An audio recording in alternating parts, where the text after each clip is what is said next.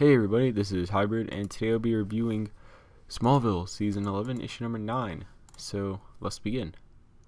And we start off at the first page, or first few pages.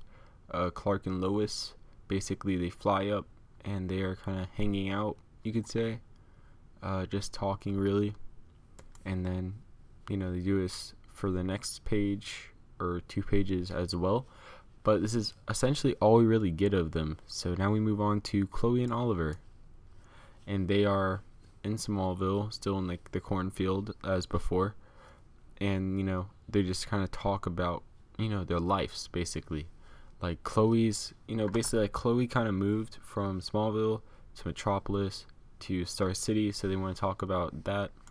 Then they also kind of talk about their family, maybe making a baby, possibly, things like that. But Oliver's like, we'll talk about this tomorrow. So then, they find scorch marks and they decide to basically follow those, but they also see something that appears to be blood.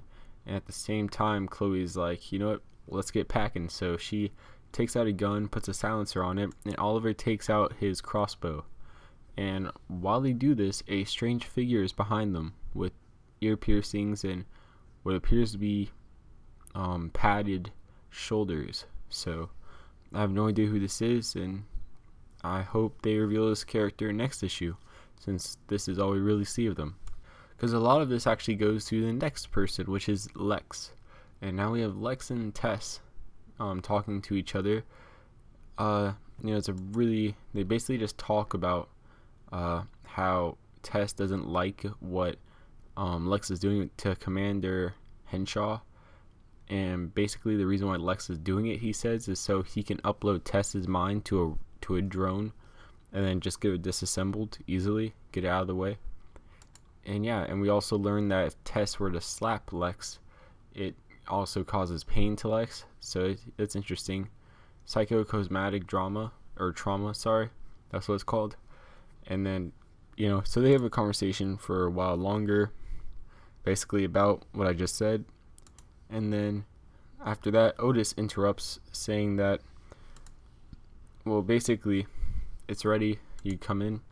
So they go in there, and basically, when that happens, you have Hank Henshaw says post-transfer. He kind of has the first thing I thought of was a Blue Beetle and Terminator-esque look to it. And I guess to really show its digitalized. If you look at the background, not the panel, but the background of the panel, it kind of has a computer digital look to it, like you're looking at the inside of a computer.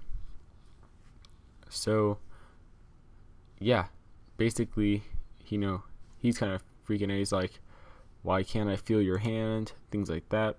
Because he's a robot, so he can't feel anything.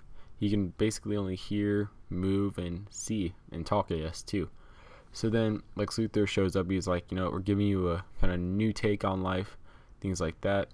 And then he grabs Lex Luthor by the throat, and he's like, Luthor, why did you do this to me? And if you look at him, you can't blame him. That's kind of that's gonna be hard to explain to the family when you see them. But yeah, then we ended off with Emil. He goes to the Superman watch that I guess Clark gave him, just in case emergency occurs, and he clicks it, and that's where it leaves us off, to be continued. So I didn't really enjoy this issue that much, to be honest. I thought it could have been better. I really did think it dragged out, even though it is Smallville, still kind of dragged out a lot. So basically, what I scored as, well, it's a 70% overall, and the reason why is because artwork, I give it 3. I really feel like they went down with the quality in this issue for the art, and I wish they didn't do that, but they did, and I noticed it, and it kind of bothered me a little bit, since the other issues were, having pretty good artwork.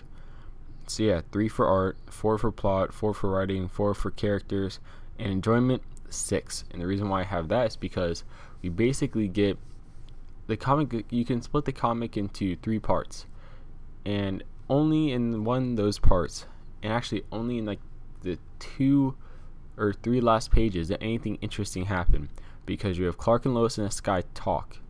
That's it, and they don't talk about really anything interesting either. Then we also have Lex Luthor and Tess talk. They don't talk about really much interesting things either. Like, their conversation is the most interesting of them, but that's about it. And then we have Oliver and Chloe. They don't do anything.